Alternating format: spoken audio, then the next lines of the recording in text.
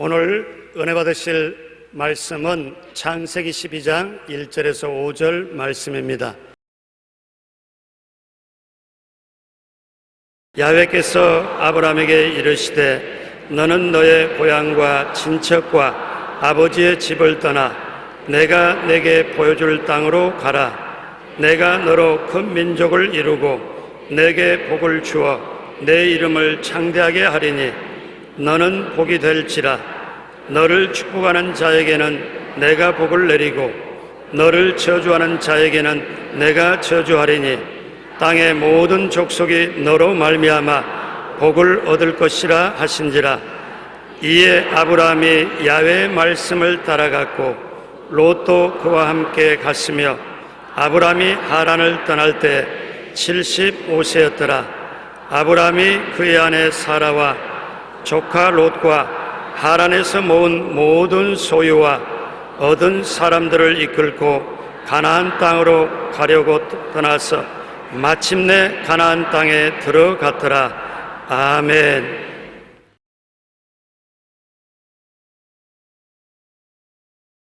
아브라함이 가르쳐주는 교훈이란 제목으로 은혜를 나누겠습니다. 우리는 아브라함을 믿음의 조상이라고 말합니다. 육체의 조상은 아담과 하와였지만 영적인 조상은 아브라함이 우리의 조상이 되시는 것입니다.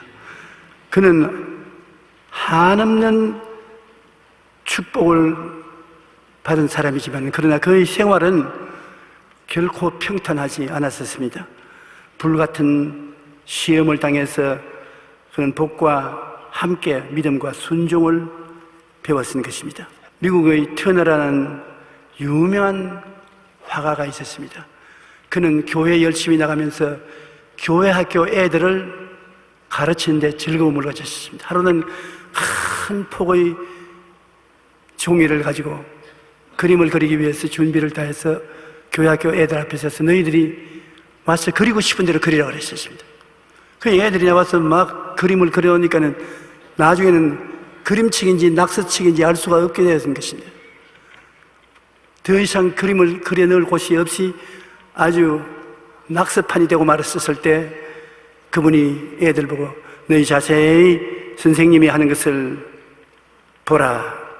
그리고 붓을 들고 애들이 엉망진창으로 만들어 놓은 그 도화지에 터너가 몇 번 붓을 돌려서 그림을 그려넣기 시작하니까 이거 굉장히 좋은 그림이 되고 마는 것입니다.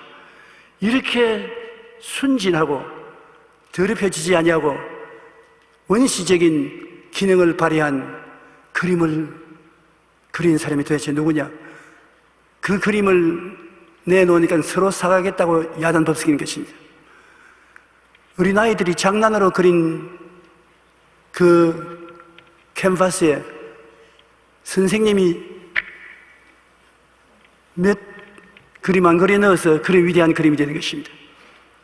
왜 이런 이야기를 하냐면 여러분은 주일학교 학생과 같아서 인생에 다가오는 문제를 해결을 못한다고 온갖 그림을 다 그려놓고 눈물을 흘리게 되는데 예수님이 와서 한번 그림만 넣어주면 걸작품이 될 수 있다고. 그러니 여러분 그림 잘 못 그린다고 탄식을 하지 말고 아무리 형편없는 그림을 그려 놓아도 걸작품으로 만들어줄 주님이 계시다는 것을 잊지 말아야 되는 것입니다. 왜냐하면 주님이 친히 수고하고 무거운 짐진 자들은 다 내게로 오라. 내가 너를 편히 쉬게 하겠다고 말씀했기 때문인 것입니다. 이 터너는 애들 보고 하신 말씀이 우리의 상처받은 마음도 하나님께서 손을 대시면 이렇게 아름답게 변화가 된다. 인생의 시련을 만났을 때 이성과 감각, 인본주의와 물질주의의 장막에서 나와서 하나님을 바라봐야 되는 것입니다. 그러면 하나님께서 여러분께 새로운 꿈을 주시고 망가진 인생의 화폭에 손을 대셔서 멋진 결작품으로 완성시켜 주시는 것입니다. 여러분은 이 세상에 걸작품이 되도록 하나님이 내놓았지 걸작품이 되지 않은 형편없는 그림으로 인생을 내놓지는 아니하는 것입니다. 우리가 아브라함의 삶을 보면 꼭 같습니다. 아브라함이 하나님의 부르심을 받을 때까지 하나님은 이 세상에 당신의 구주의 영광을 나타내지 아니하셨습니다. 그러나 75세까지 자기 멋대로 살은 아브라함을 하나님이 택하셨습니다. 하나님께서는 아브라함을 부르시되 너는 너희 고향과 친척과 아비의 집을 떠나 내가 네게 보여줄 땅으로 가라고 새 출발을 명령하신 것입니다. 아브라함은 하나님의 부르심을 받아 있는 둥지를 다 틀어버리고 떠나서 그래서 내가 지시할 땅으로 가라고 그러셨습니다. 우리가 하나님 부르심을 받을 때는 하나님이 반드시 아브라함과 같은 순서를 주십니다. 떠날 때는 떠나라. 그리고 갈 대로 가라. 떠나고 가는 것이 분명해야 하나님 앞에 은혜와 축복을 받는 것입니다. 하나님께서는 아브라함에게 살고 있던 전토, 친척, 아비 집을 떠나 내가 갈 곳인 갈대아 우르 땅으로 가라고 말한 것입니다. 창세기 12장 1절로 3절 여러분 읽으신 대로 야훼께서 아브라함에게 이르시되 너는 너희 고향과 친척과 아버지의 집을 떠나 내가 네게 보여줄 땅으로 가라. 내가 너로 큰 민족을 이루고 네게 복을 주어 내 이름을 창대케 하리니 너는 복이 될지라. 너를 축복하는 자에게는 내가 복을 내리고 너를 저주하는 자에게는 내가 저주하리니 땅의 모든 족속이 너로 말미암아 복을 얻을 것이라 하신지라. 엄청난 하나님이 축복을 주신 것입니다. 아브라함이 복이 되겠다고 말한 것입니다. 아브라함에게 축복하는 자는 축복을 주고 저주하는 자에게는 하나님이 저주하겠다 된 것입니다. 그런 약속을 주셨음에도 불구하고 하나님께서는 아브라함에게 시련과 고난도 허락하신 것입니다. 떠나온 땅에서 완전히 손을 털고 오도록 만드시고 들어온 가나안 땅에 와서도 믿고 순종하는 사람이 되도록 하나님께서 지시하신 것입니다. 떠나온 땅에서 많이 아브라함은 갖고 데리고 이고 지고 가나안 땅으로 왔은 것입니다. 하나님이 내 전토 친척 아비 집을 떠나라고 했는데 떠난 것이 힘듭니다. 더구나 75년 동안 살아온 고향 산천을 떠나는 것이 쉽지 않을 것입니다. 그렇기 때문에 하나님께 순종한다고 떠나가는 왔지만은 떠나올 때 친척들이 와서 날 따라와 보침 사 잊지 말고 하나님이 나에게 복 준다 하셨으니 따라와. 그리고 종들도 너희들 다 계속 내게 고용되어 있으니 따라와. 월급 더 줄 테니까 다 따라와. 종들도 데리고 그리고 재산도 그가 모아놓은 재산을 나눠주고 올 수 없어 아까워서 전부 꾸러미를 만들어서 걸머쥐고 그러고 그는 고향 산천을 떠났습니다. 아마 하늘에서는 하나님이 내려다보시고 있는데 천사장이 와서 이런 말을 했을 것입니다. 하나님, 제가 누굽니까? 아브라함이 나의 명령을 따라 고향 친척 있는 것을 떠나서 갈레아 땅으로 가는 길이다. 안 그런 것 같은데요.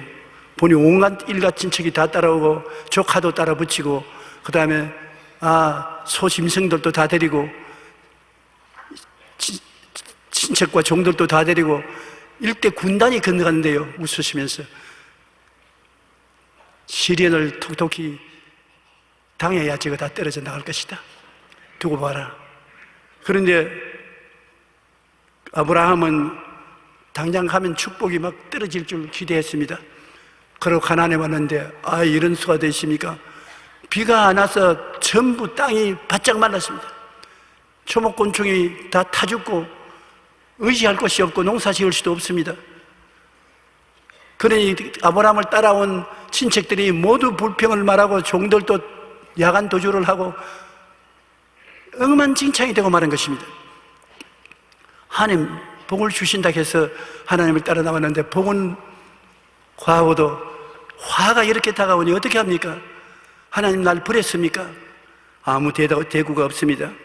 그 땅에 기근이 들었으므로 아브라함이 도저히 견디지 못하므로 살러 가야 되겠다. 하나님이 하라는 대로만 했다가는 큰일 나겠다. 그저 적당히 믿어야지 100% 믿었다가는 신세 망치겠다.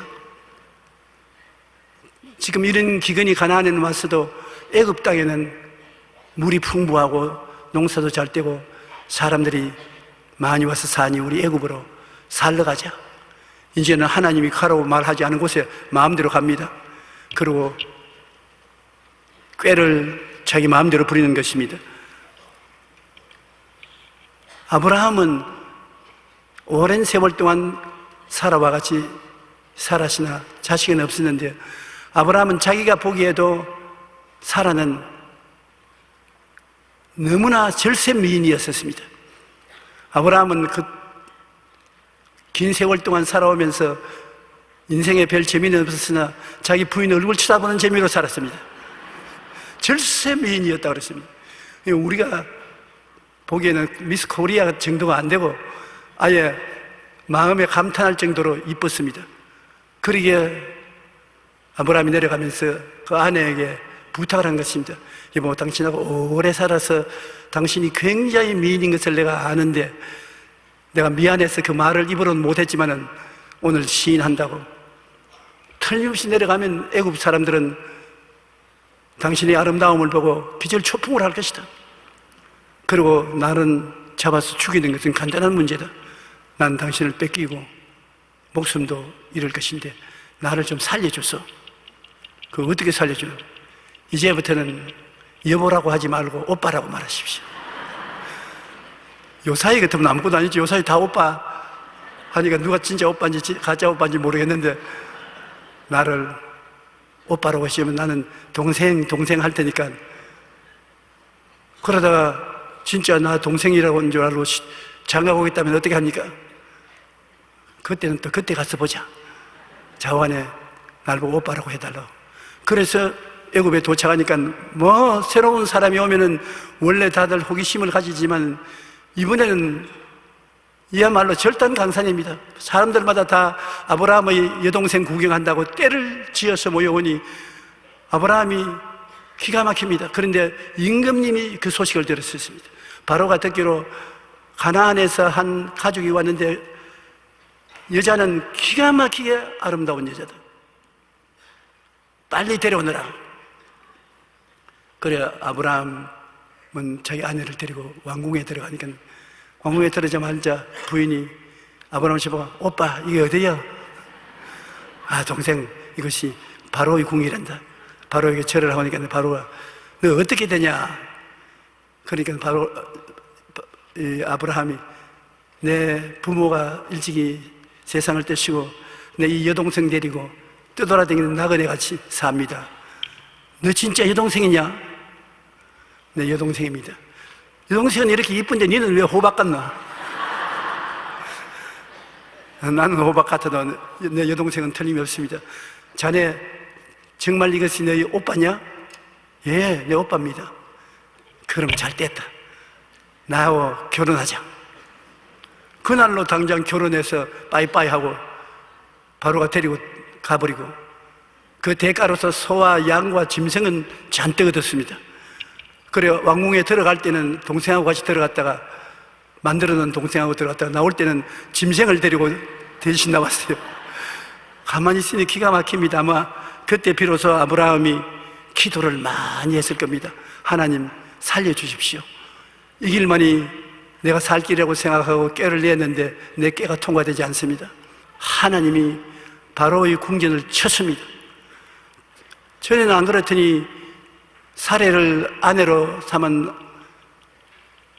애굽의 바로가 여러 가지 병이 들리고 하는 일이 안 되고 어려움이 많이 다가와서 아마 틀림없이 저들이 점쟁이를 불러오고 사주팔자를 보는 관상제를 데려오고 사건을 물으니까 이 여인이 동생이 아니라 그분 아내라고. 아내를 빼앗아왔으니 그들이 숨기는 신이 화가 나서 이렇게 징벌을 내리는 것이 빨리 돌려버려야 돼요. 그래서 아브라함을 빨리 돌아가십니다. 그 원궁에 들어가니까 네가 나에게 거짓말했지. 네 아내를 왜 너 동생이라 했냐? 내 목숨 한 목숨 살라고 할 수 없이 그렇게 했습니다. 빨리 데리고 와라.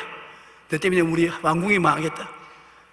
결국에는 하나님 없이 인위적으로 한 것이 다 실패를 도르고 구원은 하나님께 있다는 것이 증명되는 것입니다. 하나님이 화를 주니까 다 회개하고 도로내 주어서 그 아내를 데리고 애굽 땅에 있지도 못하게 빨리 떠나라.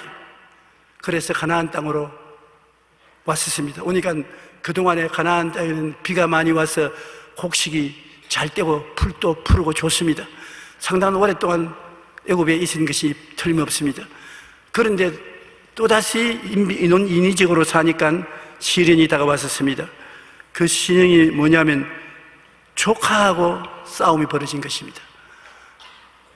조카도 삼촌 따라다니다가 삼촌에게서 조금씩 도움을 받아서 큰 목장을 가진 사람이 되었습니다. 많은 양떼와 소떼와 짐승떼를 거느린 목장주가 되었는데 삼촌의 목동들과 자기의 목동들이 싸움이 붙어서 야단 법석이 났습니다. 왜냐하면 서로 좋은 초지를 얻기 위해서 삼촌이 가진 초지에 자기 짐승들을 풀을 뜯어 먹이니 삼촌의 목장들이 쫓아내고, 그래서 아제비와 삼촌 간의 싸움이 벌어지고 그곳에 있는 다른 이방 민족들도 손가락질을 하고 야단입니다. 하나님 뜻을 거역하면 언제고 문제가 생겨나는 것입니다. 내 아비 집을 떠나라 했는데 조카는 아버지 혈통에 이은 조카거든요. 조카를 떠나고 와야 되는데 조카를 데리고 왔기 때문에 그런 문제가 생긴 것입니다. 그래서 조카를 보고 우리 헤어지자.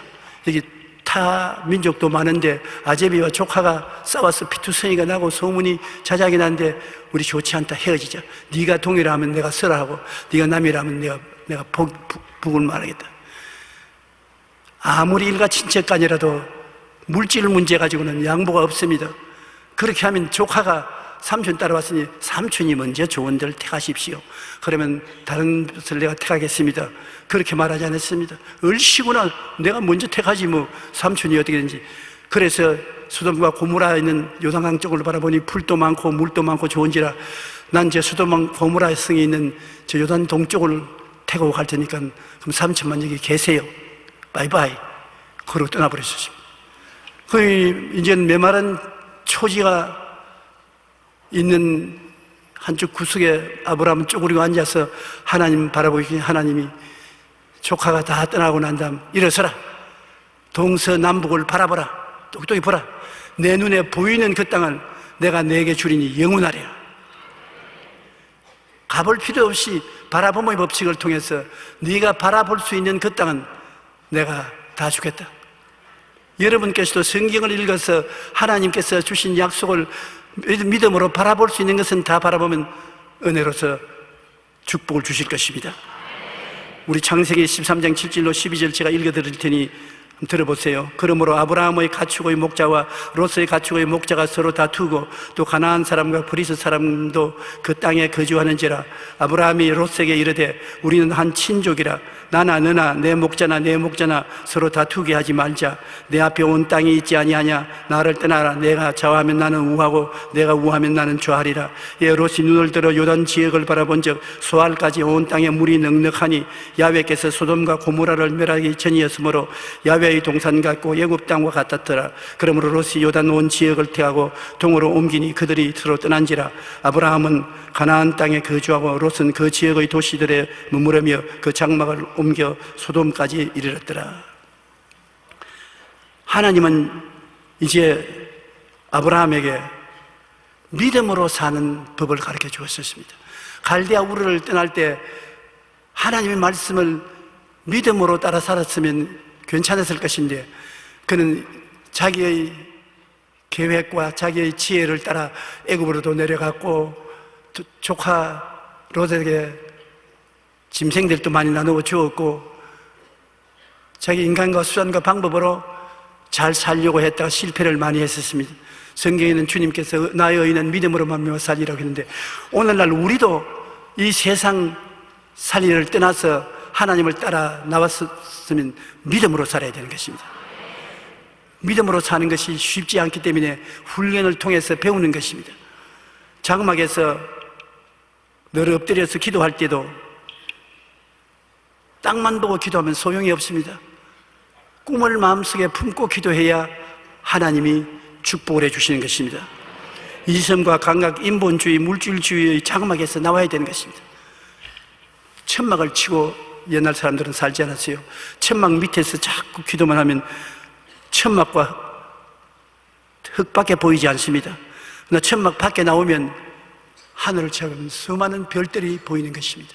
하나님은 기도를 그렇게 하라는 것입니다. 세상의 부귀영화, 공명, 낭패, 실망만 생각하고 땅만 바라보고 기도하지 말고 천막 밖에 나와서, 우리 말로 다 한다면 이승이란 천막, 감각이란 천막, 인본주의라는 천막, 밀줄주의적인 천막에서 나와서 하늘을 바라보라. 수많은 별들이 있지 않느냐. 그 별들을 통해서 하나님께서 아브라함 보고 너 자손이 저 별들처럼 많을 것을 생각하라. 마음에 꿈을 가지고 생각하고 바라보고 기도하라. 꿈을 가지고. 무슨 꿈이냐? 별 하나가 내 한 자식이 된다는 것을 꿈을 꾸면 말로 다 할 수 없이 많은 자손들 아닙니까? 난 저 많은 자손들의 아버지가 되고 할아버지가 되고 조상이 된다. 그것을 마음속에 그려라. 오늘 예수 믿는 사람들은 하나님의 나라를 바라보고 하나님의 약속의 말씀으로 마음의 그림을 그려야 되는 것입니다. 우리가 어떻게 하늘을 쳐다보고 별들로 뭐를 해야 하란 말이에요. 우리의 하늘은 성경이 우리 하늘인 것입니다. 창세기부터 계시록까지 성경을 바라보고 읽고 성경에 있는 하나님의 약속의 말씀을 별처럼 마음에 간직하라는 것입니다. 성경을 읽고 말씀의 별을 가슴 속에 품고 기도하면 기적이 일어나는 것입니다. 여러분 마음속에 오랫동안 간직하고 바라보고 기도하는 그 목표의 별은 이루어지는 것입니다. 목표를 마음속에 그림으로 그려놓고 꿈을 꾸면서 기도하지 아니하면 믿음이 생겨나지 않습니다. 믿음이라는 것은 참 힘이 있어야 돼. 꿈이 있어야 믿음이 있는 것입니다. 왜냐? 제가 여러분께 묻습니다. 뭘 믿습니까? 몰라요. 그러면 믿음이 뭔지 모르지 않습니까? 무엇을 믿지요? 목적이 있어야 되지 않습니까? 몸이 좀 아프니까 몸이 나으려고 하는데, 그렇지요. 그러면 몸이 낫겠다고 꿈을 꾸면 그 꿈을 믿는 것입니다. 몸이 난 건강의 꿈을 꾸기 때문에 내 믿은 대로 될 것이라고 할 것인 것입니다. 이와 같이 아브라함에게 하나님께서 상속자를 주고 또 아브라함이 오랫동안 85세에 기도했으나 꿈이 없이 기도를 했습니다. 천막 아래서 불평을 해가면서 내 아내는 지금 75세가 되고 나는 85세인데 아들을 못 낳았으니 이제 아들 낳을 수가 없습니다. 하나님이 아들을 안 주므로 나는 종을 키워서 아들로 후사를 삼겠습니다. 불평을 말하고 하나님을 공갈하고 그렇게 했습니다. 그러니까 하나님께서 이 사람아, 꿈을 갖고 기도를 해야지 꿈이 없는 기도를 어떻게 하느냐. 저녁까지 기다려라. 저녁이 되니까 천막에서 나오라. 꿈을 가지고 기도하기 위해서 하늘을 쳐다봐라. 하늘을 쳐다보니까 뭐가 보니? 별들이 보입니다. 헤아려 봐라. 헤아릴 수 없이 많은데요, 너희 자손이 저것처럼 많을 것이다. 아브라함이 입을 딱 벌리고 별들을 바라보고 별들이 자기의 자손이 된 것 같은 느낌으로 가슴에 깍 들어 차니, 하나님 내가 믿습니다. 전에는 무엇이 믿을 줄 몰랐는데 저 별들이 내 자손인 것을 믿습니다. 하나님이 아브라함 보고 만족한다. 잘했다. 그것이 너희 의로움이 된다. 그래서 그는 쓰나 앉으나 이제는 아들이 가슴 속에 별들처럼 꽉 있는 것을 바라봤었습니다. 그 결과로 아내가 90이 되고 그 나이 100세가 되었을 때 아들을 낳으니 이름이 이삭인 것입니다. 그러므로 장막에서 나와서 하늘을 바라본 것이 그는 큰 계기가 되었었습니다. 창세기 15장 3절로 6절 제가 읽어드리겠습니다. 아브라함이 또 이르되 주께서 내게 실을 주지 아니하셨으니 내 집에서 길린 자가 내 상속자가 될 것이니이다. 야훼의 말씀이 그에게 임하여 이르시되 그 사람이 내 상속자가 아니라 내 몸에서 날 자가 내 상속자가 되리라 하시고 그를 이끌고 밖으로 나가 이르되 하늘을 우러러 무별을 셀 수 있나 보라. 또 그에게 이르되 내 자손이 이와 같으리라. 아브라함이 야훼를 믿으니 야훼께서 이를 그 의로 여기셨다. 바라봄과 믿음, 그 법칙을 통해서 역사가 일어난 것입니다.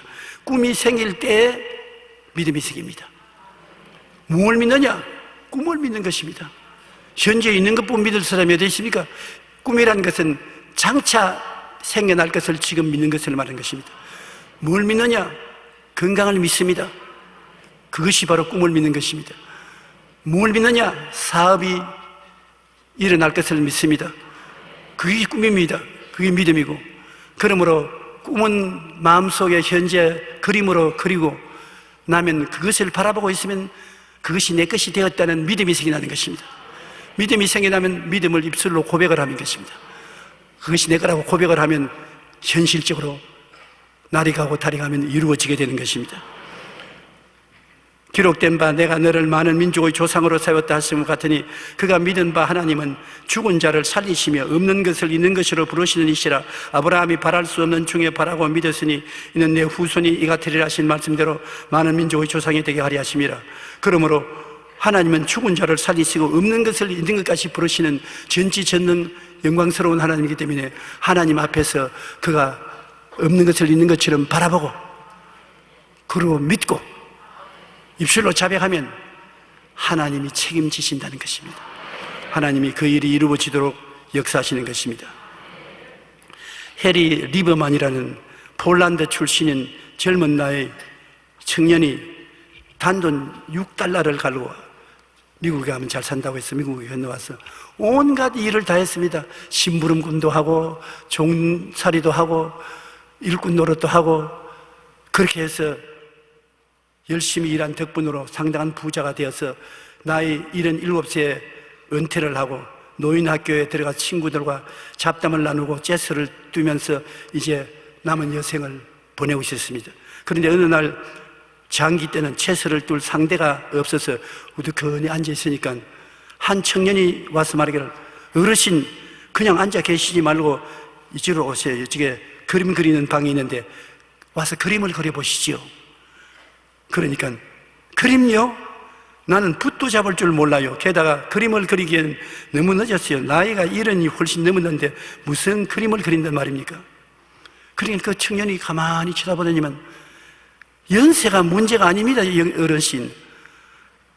어르신에게 연세가 문제가 아니라 나이가 많다고 생각하는 그 생각이 문제인 것입니다. 77살이 되나 80살이 되나 나이는 상관없어요. 내가 나이가 많다고 생각하는 그 생각이 잘못된 것이지. 그냥 재미로 한번 해보는 거예요. 재미로 해보세요. 그래서 그는 못 이긴 척 청년을 따라 미술실로 갔고 80살에 그림을 그리기 시작한 것입니다. 그런데 그가 22번째 전시회를 열었을 때는 나이가 101살이었고 평론가들로부터 원시적 눈을 가진 미국의 샤갈이라는 극찬을 받았습니다. 그는 이렇게 말했습니다. 몇 년이나 더 살 수 있을까 생각하지 말고 내가 어떤 일을 더 할 수 있을는지 생각해 보세요. 여러분 나이를 잡수신 분 뭐 하라 하면 내가 몇 년이나 더 살지 78, 79, 80 헤아립니다.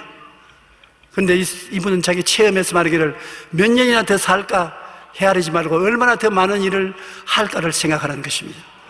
아직 우리는 다 팔팔합니다. 그렇지 않아요? 저도 팔팔하고 여러분도 팔팔하고. 그러므로 얼마나 더 살까를 생각하지 말고 얼마나 일을 더 할 수 있을까를 생각해보는 우리들이 되십시다. 꿈은 이성과 감각을 초월합니다. 꿈을 꾸는 사람에게는 나이도 문제가 되지 않습니다. 꿈을 꾸는 사람은 이성이 한계 짓는 불가능의 벽을 얼마든지 뛰어넘을 수가 있습니다. 꿈을 꾸는 데는 이 세상 이성이 필요 없습니다. 할 수 있다, 할 수 없다 그런 이성적으로 생각할 필요가 없습니다. 꿈은 얼토당토 않는 것을 그리는 그림입니다. 어린아이가 도화지에다가 그림 그리라면 얼토당토 않은 그림 그리지 않습니까? 나는 우리 손녀가 오면 그림 그리는데 어깨 너머로 봅니다. 손녀가 그림을 좋아해서 그림을 그리는데 대개 그림을 그리면 저 할아버지를 그려놓아요. 그런데 얼토당토하는 그림을 그립니다. 왜냐? 얼굴은 비슷한데 머리에 털이 쑥 있는 그림을 그려놓습니다. 불가능한 것입니다. 그러기 때문에 꿈이에요. 걔는 나를 위해서 꿈을 꾸어주는 것입니다. 그래서 머리가 투부룩한 할아버지를 그려놓고 깔깔 웃고서 이것이 할아버지라고.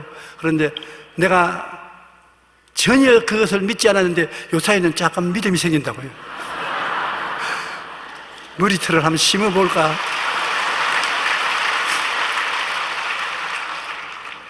꿈이라는 것은 현실에서 도저히 없는 것을 마음속에 그려보는 것이 꿈인 것입니다.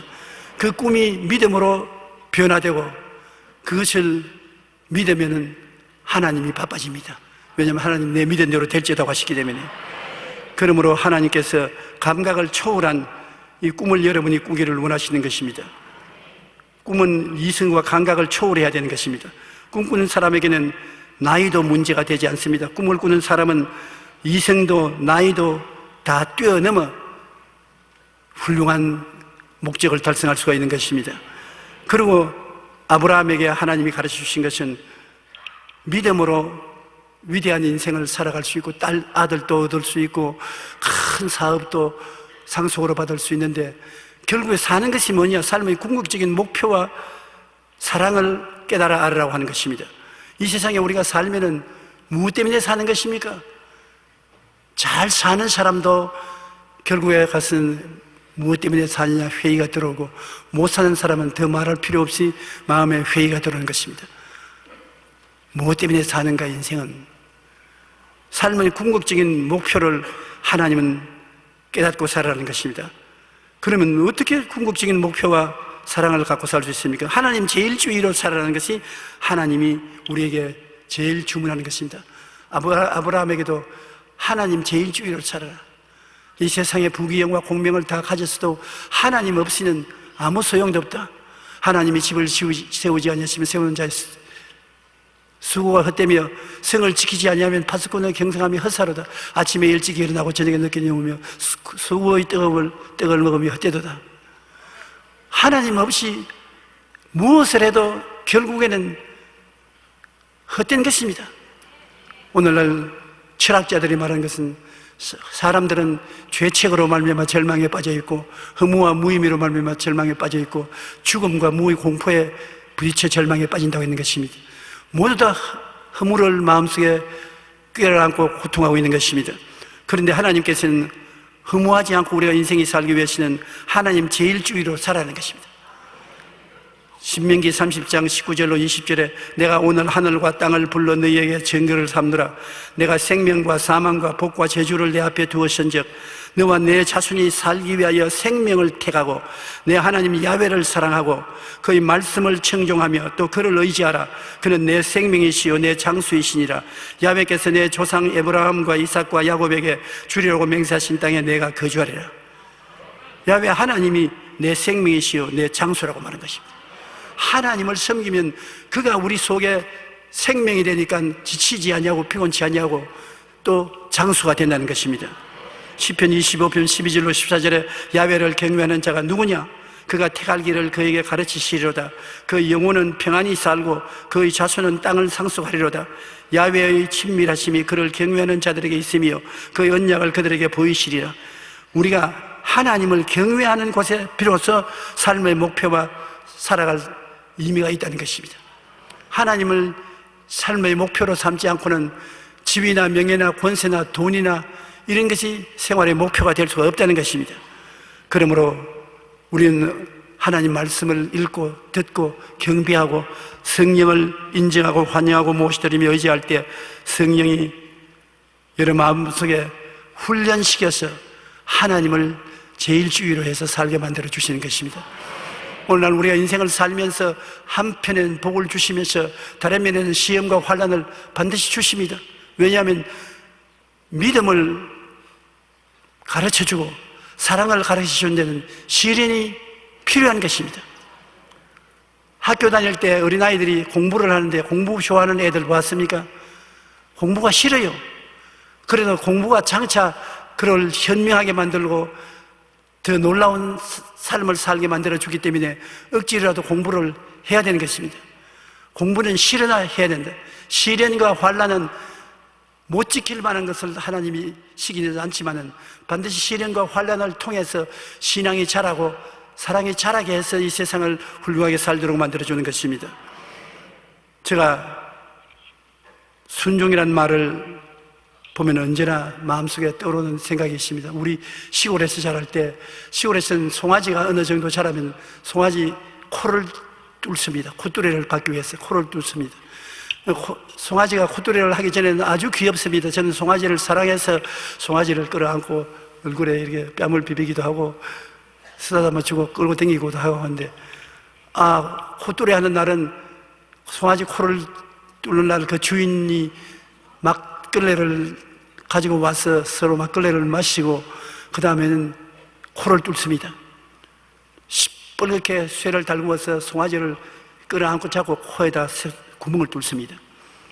그럼 내가 따라다니면서 뚫지 마, 뚫지 마, 불쌍하지 않아, 뚫지 마, 그러고 울기도 하고 했는데 우리 아버님이 내 손을 잡고서 야, 송아지 코 뚫는 거 보고 울지 마라. 소는 힘이 세고 고집이 세기 때문에 저기 어른 소가 되면은 사람을 떼받아 버리고 서지 못한다. 밭도 못 갈고 물건도 실어나지 못한다. 어릴 때 코를 뚫어 놓으면 거기에 콧뚜레를 박아 넣어 땡기면 순종을 한다. 순종하는 소를 만들려고 콧뚜레를 한다. 네가 울는다고 되냐? 울지 마라 그러죠.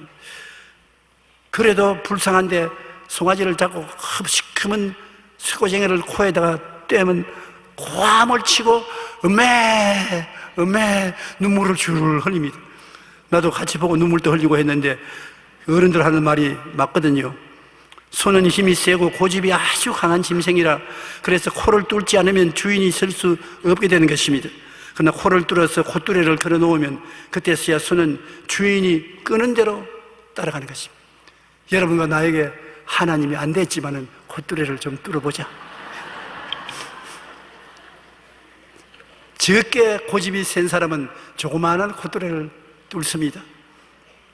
그러나 고집이 센 저 같은 사람은 굵은 콧뚜레로 뚫으니까 더 많이 아프지요. 그러나 이 세상에서 하나님이 반드시 우리에게 시험을 보내어서 그 시험이 우리의 콧뚜레가 되어서 우리를 끌어당기는 것입니다. 시험을 통해서 더 굳은 믿음을 갖게 되고 순종을 하고 사랑을 갖게 되는 것입니다. 그러므로 하나님께서는 아브라함에게 고난을 준 것은 그를 통해서 하나님 순종하는 것을 배우고 하나님을 사랑하는 것을 배운 것입니다. 그가 하나님에 대한 절대적인 사랑을 배운 것은 외아들 이삭을 모리아산에서 제물로 바치라는 것입니다. 여러분, 시험치고 그렇게 흉악한 시험이 어디 있습니까? 100살에 낳은 아들을 모리아산에 데리고 와서 죽여서 각을 떼서 제물로 드려. 시험치고는 굉장히 어려운 시험입니다. 답을 써야 돼요. 무슨 답을 씁니까? 하나님, 좀 시험을 쉽게 만들어 주시옵소서. 그렇게 하든지 나는 못해요. 그렇게 하든지 내가 시험을 성심껏 다 응답하겠습니다. 그렇게 쓰든지 저는 시험을 쳐야 되는 것입니다. 그래서 점수를 매기는 것입니다. 아브라함은 엄청난 시험을 당했었습니다. 축복을 많이 받은 이상 그 축복을 잘 간수할 수 있는가 시험을 치는 것입니다. 아브라함은 자기 아내 사라에게 이야기도 하냐고 자기 아들을 보고 야, 하나님이 제사를 드리라고 하는데 모리아산에 나와 같이 가자. 한 사흘 걸릴 테니까 장작 메고 칼 들고 불신해가 가지고 가자. 사흘 길을 걸어서 모리아산에 왔습니다. 그리고 그 아들 데리고 장작 걸머치고 횃불 들고서 모리아산으로 올라가는데 아버지, 장작은 내가 걸머지고 불도 손을 잡고 있는데 제사 드릴 양은 어디 있나이까? 기가 막힌 질문 아닙니까? 얘야, 이건 중요한 제사니까 제물은 하나님이 직접 준비한다 하더라. 가자. 그래 가서 아들과 함께 제단을 쌓고 장작을 펴놓고 그 다음에 내 손발 내놓아라. 왜요? 하나님이 너를 잡아서 제물로 데려가란다. 어찌할 도리가 없다. 아마 그 아들이 아버지를 쳐다보고 눈물을 뚝뚝 흘렸을 것입니다. 아버지, 나이가 많으셔서 조금 머리가 어떻게 된 것 아닙니까?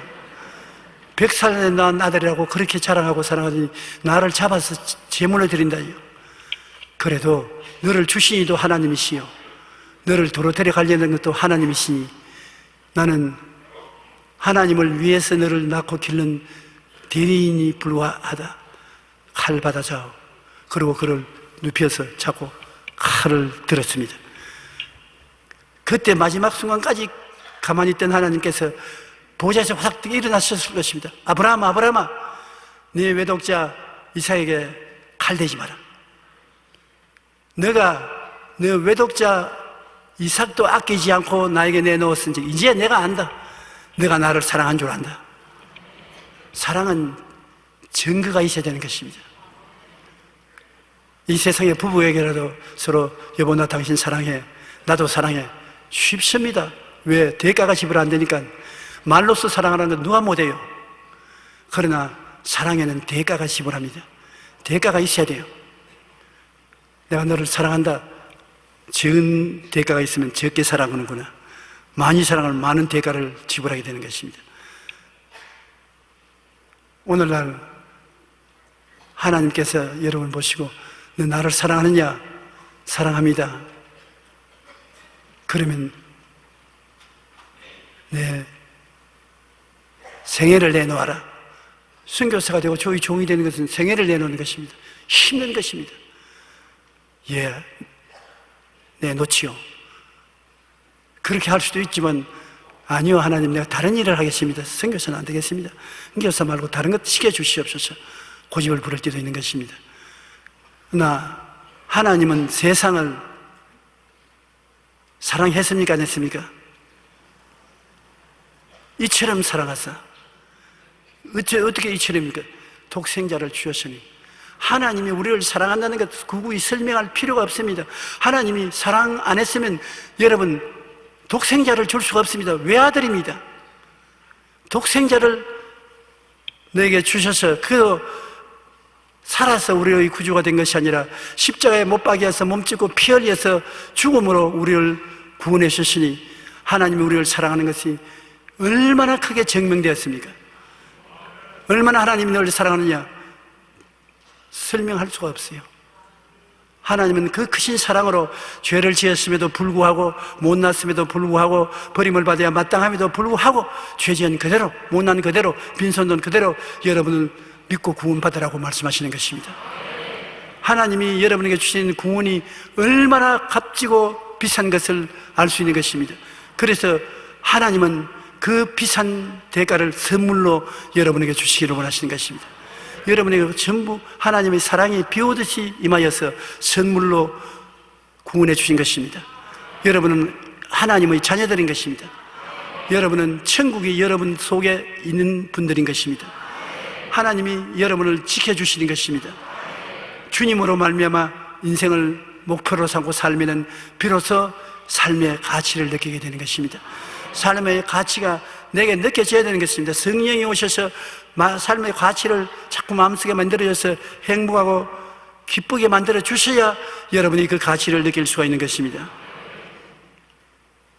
야훼께서 아브라함에게는 그 아들을 선물로 주는 것을 보시고 내 사랑과 순종이 절대적인 것을 알았다고 말했었습니다. 아브라함만 순종을 가지고 주님을 믿을 사람이 별로 없을 것입니다.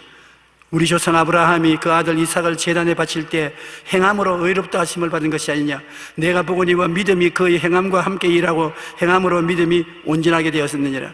이에 성경에 이른바 아브라함이 하나님을 믿으니 이것을 의로 여기시다 하는 말씀이 이루어졌고 그는 하나님의 벗이라 칭함을 받았느니라.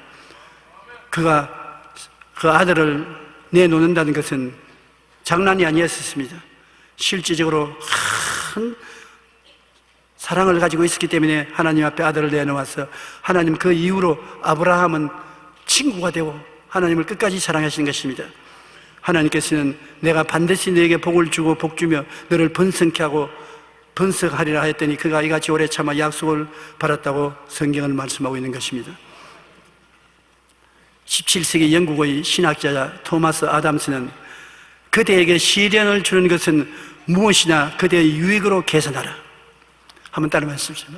하나님이 무엇이나 내게 시련을 주시면 그 시련은 내게 유익된다고 계산하라.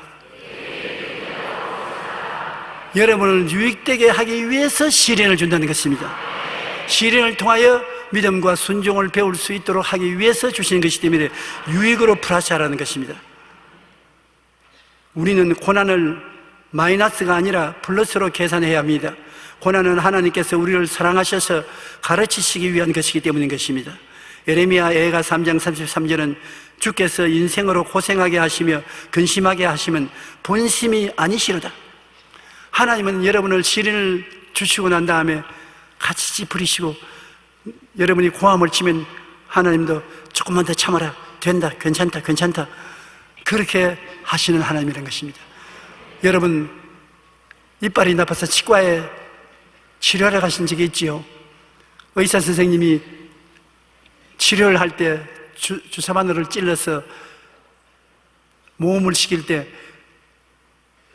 약간만 아픕니다, 약간만 따끔합니다, 다 됐습니다, 다 됐습니다, 다 되지도 않았는데 그렇게 합니다.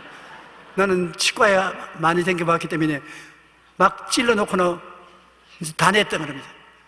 근데 그러면서 뽑지 않고 다 됐습니다, 이제 다 됐습니다, 한참 있어야 다 되지요.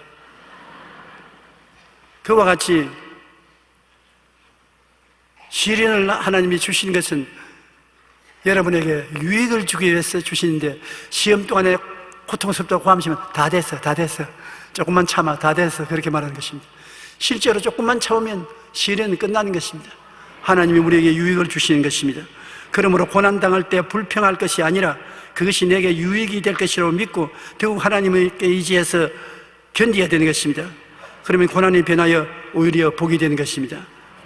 하나님을 사랑하는 자 곧 그 뜻대로 부르심을 입은 자에게 는 모든 것이 합력하여 선을 이루느니라. 모든 것, 좋고 나쁜 것, 즐겁고 슬픈 것 다 합쳐서 유익이 된다.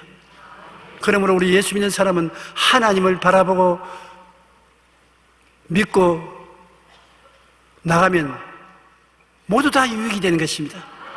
손해나는 것 하나도 없습니다. 중간에 포기해버리면 그만큼 손해가 나지만 포기하지 않은 사람은 끝까지 가면 끝에 하나님이 유익되게 만들어주는 것입니다. 하나님은 아브라함에게 꿈도 주시고 믿음과 긍정적인 입술의 고백도 주시고 순종과 헌신을 가르쳐 주셨습니다. 이를 통해서 아브라함에게 복주고 복주며 번성케 하고 번성케 하는 결과를 주신 것입니다. 여러분께서 신앙생활을 하시면서 평생에 늘 잊지 말아야 될 것은 여러분의 생각이 하나님 생각과 같아야 되는 것입니다. 여러분 마음은 생각인데 마음의 생각을 성경을 읽고 설교를 듣고 기도함으로 마음속에 언제나 꽉 들어 차 있어야 되는 것입니다. 마음의 생각이 하나님 생각과 같아서 긍정적으로 되어 있으면 어떤 일을 당해도 생각대로 되는 것이기 때문에 생각이 여러분을 붙들어 주시고 지켜주시는 것입니다. 생각보다 더 높고 큰 것은 꿈으로 주시는 것입니다. 생각이 바탕이 되어서 꿈을 꾸고 그 다음에는 하나님이 일반 생활에는 계속해서 믿음을 주시는 것입니다. 할 수 있다, 하면 된다, 해보자, 믿어라. 하나님이 좋으신 분인 것을 믿어라. 하나님이 능치 못하심이 없음을 믿어라. 하나님이 널 사랑하는 것을 믿어라. 하나님 믿습니다. 하나님을 찬양합니다. 그리고 늘 흥얼거리듯이 노래하듯이 말하는 것입니다. 용기야, 너에게 좋은 일이 있다. 하나님 나쁜 일이 있는데요, 그래도 좋은 일이 있다. 나쁜 일 자체가 좋은 일이 된다. 용기야, 튼튼해진다. 건강하다. 두려워 말라. 오늘 기도 응답이 온다. 두려워 말라. 될 수 있으면 자기 이름을 넣어야 되는 것이, 자기 이름을 넣어야 실감이 더 오는 것입니다. 자기 이름을 부르고서 축복을 해주시면 여러분 참 좋은 일이 일어나는 것입니다. 여러분에게 하나님이 꿈을 주시고 그리고 믿음을 주시고 긍정적인 입술의 고백을 하게 하시고 그를 통해서 순종과 헌신을 가르치시고 영혼이 잘됨같이 범사에 잘됨에 강건하고 생명을 얻되 풍성히 얻도록 만들어 주시는 것입니다. 그러므로 고난이 다가와도 고난 그 자체가 원수가 아닙니다. 우리에게 좋은 일을 일어날 수 있도록 토대를 닦아놓고 가는 것입니다. 믿습니다. 꿈을 가지십시다. 감사한 기도를 늘 하십시다. 그리고 여러분 자신을 늘 축복하십시오. 여러분 축복한 축복이 여러분에게 다가오게 되는 것입니다. 우리는 하나님과 같이 하심으로 이 세상 사람과 다릅니다. 하나님께서 여러분을 이끌어 주시는 것입니다.